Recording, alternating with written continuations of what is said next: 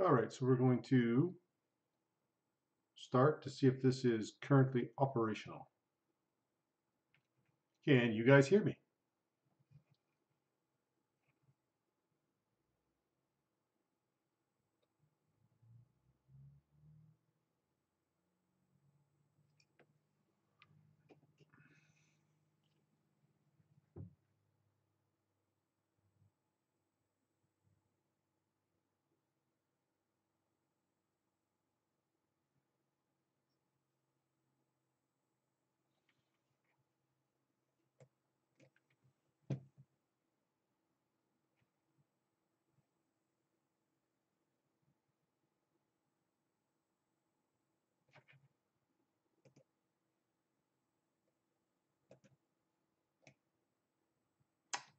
Testing again.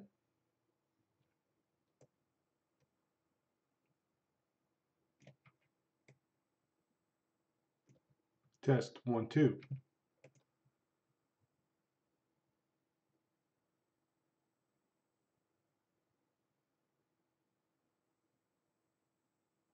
Ah, there we go. Awesome. I was talking to myself there. Let me go back here. Make sure that's muted so I don't get a feedback loop. How's everyone doing today? This fine Friday afternoon. I think it's snowing here, which is pretty awesome. Not.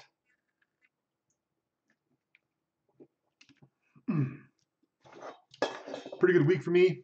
All in all, I guess. Short week for work. Worked big 3 days. You can call it that. Get my Conan 2D20 Wave 1 Wave 1 come in, so that was cool. Did an opening on that in my last video, so check that out. And I got tickets to Gary Newman, who's coming to town in support of his new album, which I am a large fan of. So cool. Pretty happy about that too. I know we got a lot up in gaming today. I've entitled this What's Up October 13th, Pulp. This channel has been largely dedicated to Conan mostly the Conan role-playing game. Had a little bit of sci-fi stuff, but not that much. It's probably going to stay that kind of mix.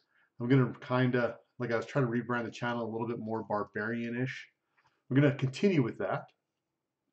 I'm going to adopt a tagline, which we saw at the beginning. So if I flip back to the opening screen, dun dun dun, bringing tales of the weird to life. So we're going to bring that up as our tagline. Basically, my concept here is I like Conan, I like Robert E. Howard, I like a lot of the other pulp authors I've read as well.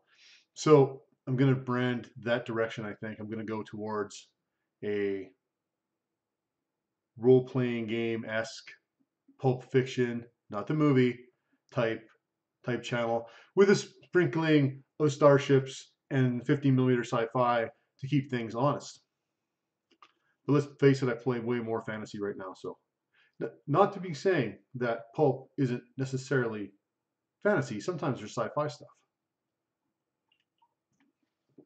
But I wanted to talk about Pulp Fiction today. That's what I wanted to kind of start, so we had an idea what we're talking about. I'm almost finished this beer, so I can start my next one. Hot glue there. Start my next one, and we can give that one a rating. If you guys have any questions, feel free to drop them in the comments there. We're going to go back to the Victorian age, Industrial Revolution, up until 1830s, 1840s. My Wikipedia tells me late 1700s to 1830s, 40s. This gave us rise to people having more money and more time and seeking entertainment. So if we go back to that time frame, there was penny cereals. They cost a penny each, called penny dreadfuls they ended up being called, which was a derogatory term apparently, but that's what they were called. These were small stories. They were cereals. They were a penny an issue. There one came out usually weekly. You got cheat notes here. So these are about the 1830s. So penny cereal, I said, that's about $1.43 US. My calculators told me, so that's pretty neat. These were aimed at the working class, the regular Joes that are looking for maybe a little bit of escape from their kind of dreary lives. So pretty cool. Published weekly. Sensational stories. That's also important for the Penny Dreadfuls. So detective stories, supernatural stories, ghost stories, um, adventure stories, all that kind of stuff. They were printed on really cheap paper, really cheap pulpy paper. Oh, pulpy. Interesting. So the dawn of the 20th century, um, you see the rise of the pulp magazine in the States, I guess, essentially. This is where they're mostly seen, where they were mostly published. I don't say they're only published here, but the guys I talk to or talk about and the guys I follow the most are generally American authors. So I'm going to eat my words later when I say that, but that's okay. We'll come back to there. So pulp magazines, cheap, printed on pulp paper, which is where pulp fiction gets its name from. So same as Penny Dreadfuls. They were also aimed at the working class. Pretty much the same idea. They were stories that were exploitative and what else they got? Lurid. I got that name off there. So tales of adventure, tales of sex as much as it was back then. Um, Generally thought of as lower class literature, but that doesn't mean only lower class authors wrote for them. Um, Authors that we now think of as pioneers in their genres, Lovecraft and Howard, for example, were pulp authors. Jack London wrote for the pulps. He is a famous author. So these were in their peaks in the 20s and 30s, which is sort of the time frame when Conan was being written. My sources told me that there was about 150 pulp magazines being published. That's insane. These consisted of many different genres. My list has adventure, detective, fantasy, gangster, horror / occult, humor, railroad. I assume that'd be stuff like Murder on the Orient Express type ideas. Science fiction, sports, war, and westerns. So Howard wrote a lot of these different genres as well. But this is a lot of different kind of things we could look at for games. For my channel, I'm not going to look at all of those things. My tagline is bringing Tales of the Weird, which is a spin on Weird Tales, which was the magazine that Howard wrote for and Lovecraft wrote for. So we're going to look at the fantasy sci-fi kind of side of things for the pulp adventures we're going to look at here. And then I wrote down, after that, all that history lesson everyone's bored with, what is a pulp story? Because I mean, that's a lot of different, what makes it a pulp story? The easiest way to find out about this is to go read a bunch, because that's going to give you the best idea of what they are. I'm going to try and give you a couple points here so you can kind of get an idea of them. So generally they're shorter stories. As I said, genre fiction, lots of adventure in them. They're larger than life typically. The heroes are extreme and the villains are also extreme, really good, really evil. Lots of excitement, lots of conflict, not a lot of character development.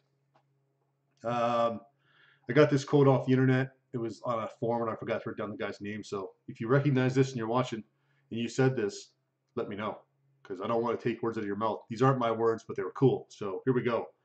Pulp fiction has minimal characterization, little backstory, not much in the way of philosophical weight or theme, but they are heavy on plot, action, cliffhangers, and generally anything likely to quicken the pulses of teenage boys.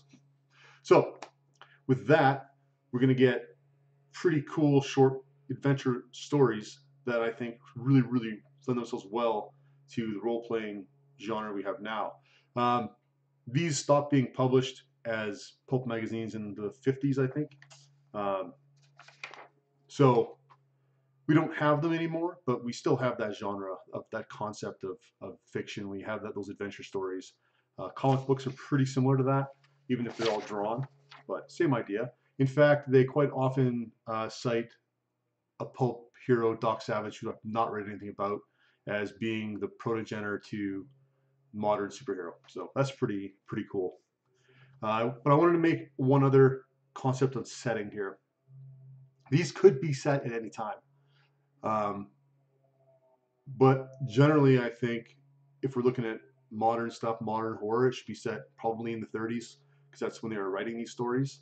If they're not based in the 30s, if they're based in the fantasy worlds or based in science fiction, these pulp tales should maybe be based around the knowledge and the concepts that they believed in the 1930s. Sunken continents, aliens on Mars, all of that kind of stuff. Stuff that we know now is just completely crazy, ludicrous crap. But back then it was a thing, and that's how they thought. So it was that kind of idea is good for laying out those kinds of plots and ideas. So for me right now, we're still looking at Conan. Like I said in a previous one, we're probably going to pick up Savage Worlds, and I'm still deciding if I want to pick up regular Savage Worlds or Solomon Kane Savage Worlds. I'm probably going to pick up the Solomon Kane one because that's where I want to go as maybe one of the next games I look at. Also, one of Howard's pulp heroes. I also want to look at John Carter of Mars, which again is aliens on Mars. And it's going to be a role-playing game. Hopefully we see it in the spring of 2017 from Odysseus again, so that'll be cool. This is almost done, and I'm almost done talking here, so we're just going to take a pause and wet my whistle with this cool and refreshing Smithwick's Red Ale. Cool. The girlfriend went out and bought she's making stew, so she went out and bought a Guinness pack, which had a whole bunch of the Guinness stuff in it. So we got my skull, got my beer, pour those together.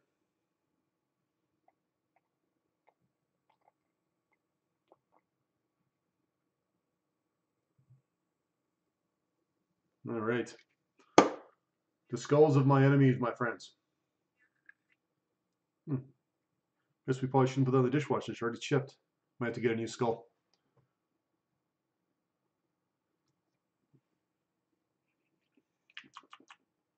Let's try again.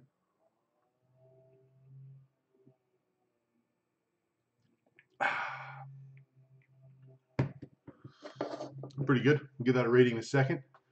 Yeah, I was looking. That's kind of the decision I was trying to make. They just did a campaign for the new Beasts and Barbarians Savage World setting. That's kind of where I'm concerned. I kind of want to pick that up, but I kind of want to pick up the Solomon Kane Savage Worlds as well.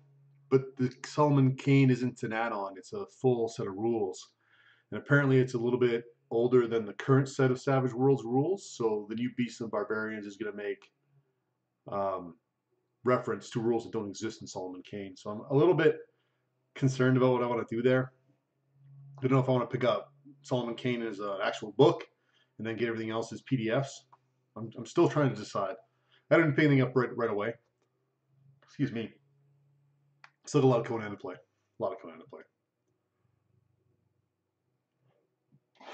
Ooh, it's a good one. All right, so this beer, what do we got?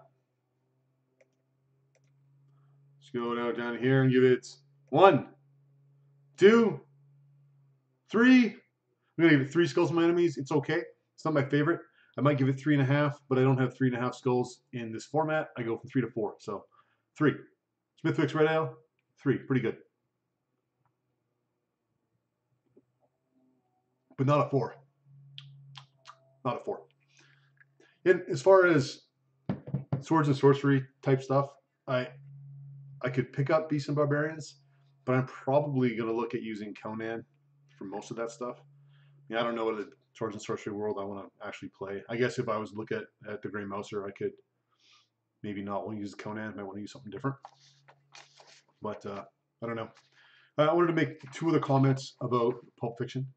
The guy who wrote Doc Savage has a formula for writing Pulp Fiction. So I'm going to link that below. And I would... Do I still have this turned on? Let's find out. Ooh, web browser. Click. So give me 2 seconds. I'm going to look that up, and we'll take a quick look at that.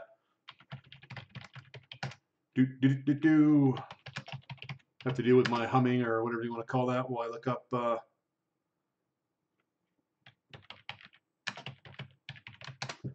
2 guys I want to talk about here, actually. Doc Savage is one of them. I'll go to this one called The Dirty 30s. Me back to my thingy here. All right, web browser on. Oh, you lost my ugly face. That's all right. So, can I make this bigger? this gives you an idea of pulp stuff here. So this is a formula for master plot. It says for any 6,000 word pulp story, it is worked on adventure, detective, western, and war-air. It tells exactly where to put everything. It shows definitely just what must happen in each successive 1,000 words. No yarn of mine written to the formula has yet failed to sell. So this is his thing. So he's got this big long, I can't scroll here because I'm not actually on the thing. Breaks it into 4 sections. First 1,500 words. And this is broken down to put trouble on the hero, put more trouble on the hero, put even more trouble on the hero. As you get to the 4th section, you need to resolve it. Everyone has to be already introduced in the 4th act, etc., etc. But as you can see, it's not really that long a formula. So that's pretty neat. The other guy that you guys have all probably heard of here is, we go back to Google, type Michael Moorcock. How to write how to write a novel in 3 days. So Moorcock wrote a lot of Pulp Fiction as well. And so he's going to tell you pretty much exactly the same as Dent told us, which is only he's talking about novels. So he's talking about 60,000 words, not 6,000. He's still breaking it into 4 sections, yada, yada, yada. So one of the ways to actually, I guess, learn how Pulp Fiction works or how it is you could try and write one. I mean, I'm not a good writer and I might still try. I've got a lot of information on it now, so might give that a shot when all my heaps and heaps of free time. I don't really have a lot of free time. I don't know what I'm doing with it all. I got terrain on the go over here. I'm supposed to go visit friends tomorrow. I got Conan on Sunday. Back to work on Monday. Crazy. Crazy, crazy, crazy. I hope everyone else is doing awesome and has lots of good spare times. How's everyone else doing out there? Any other comments on Pulp Fiction and the way the channel is going to look to go, I think? We're still going to do, of course, terrain and stuff. We're just going to theme it for Pulp Fiction, essentially. And again, not the movie.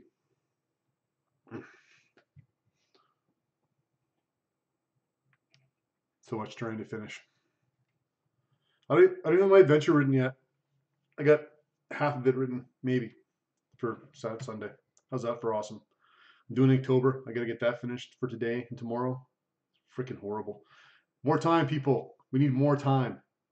Now, in terms of science fiction and pulp, if you go and read Clark Ashton Smith, sometimes considered the 3rd member of this unofficial triumvirate of pulp writers of that time, being Howard, Lovecraft, and Smith. He's got a lot of fantasy stuff, and it's really crazy. And he's got a lot of sci-fi stuff that's equally really crazy as well. The last one I just read was about these guys on an interstellar mission to basically circumnavigate the galaxy, I guess, is their concept.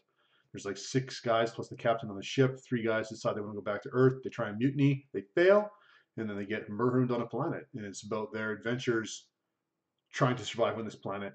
And they go through hell. And one of the guys dies. And then I won't tell you how it ends, but it's pretty neat stuff. But in terms of technology, so he's got a spaceship and it goes around. It's called a flyer. It's not called a spaceship. When he has them in custody and he says he's going to put them out, he doesn't use a radio to talk to them. He uses a speaking tube. So they've got interstellar technology. They can fly from point A to point B, but they still use speaking tubes to talk to each other.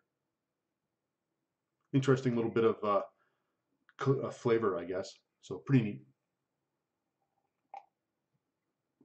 You can get most of these guys on Gutenberg, Australia.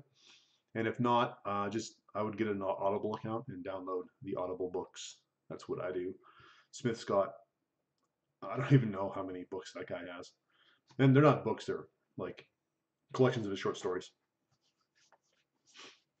But that's where we're going to go. And Howard will still be our main guy because he's Howard. He's awesome. He wrote Conan, and Conan is awesome. Awesome. I got the sword here. I got Crom. Oh, you can't read it. Got Crom on there. My Crom t-shirt. I got a bunch of Crom t-shirts now. But yeah, so Howard's going to be the main one. We do a lot of Howard stuff. Kane, of course, Solomon Kane. We're going to do Conan like we always do. Solomon Kane will be interesting. He's a little bit later period medieval, but it'll be fun if I can get people to play. John Carter, not Howard, but Burroughs, Tarzan. Probably won't do Tarzan, but hey, you never know. I don't know that much about Tarzan, but I know a little bit about John Carter, and it's cool. I even like the movie, so screw y'all.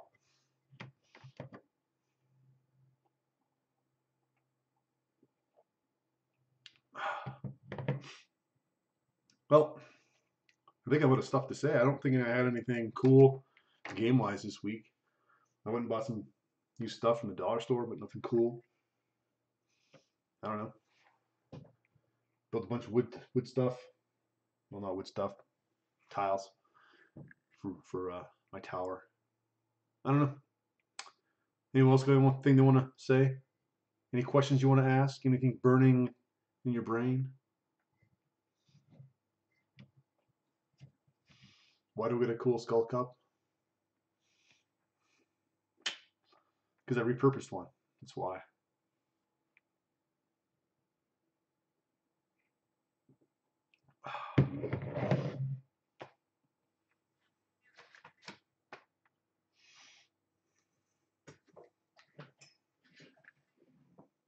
I'm DM Scotty. Okay. No, man, I went to Michael's. They had these as like candy dishes for, I don't know, $5 or something, $10 Canadian. But we put this one in the dishwasher and it's already chipped here. You can see that?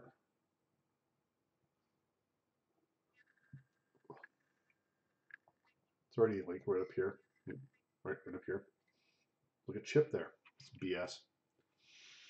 So I got to drink out of the front of it here. I don't think drinking out of the back because it's curved up will work very well.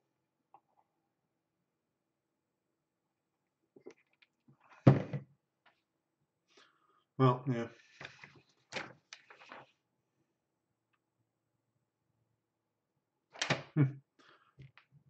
Anyways, look into Pulp because it's pretty cool. Its name is derived from what is printed on, nothing else. All kinds of different stories, but all similar in some ways. So I'm gonna show you this because I feel like it. So this is a popsicle stick type thing with bamboo skewers glued to it. You guys see that? Yeah. All right. So this is designed. Got one of this. Got one of the ones I'm working on right now. Working on some curved pieces.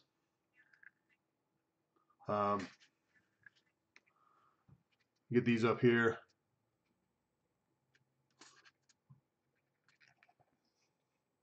They are exactly the same size. Makes your nail holes all lined up perfectly. Makes it look a little bit neater. Speeds things up. Put 2 holes in it, 1 push. I would highly advise making one of those. You're making a lot of wood tiles. That's all I got. All right. Thanks for stopping by. And I will catch you guys all later. Not that there's a lot of you guys here, but better than nothing. Not like I advertise these. So me and my little block of styrofoam are out. I will catch you all later. Cheers. I'll drink a beer for me. And you have a marvelous, marvelous weekend. Catch you all later.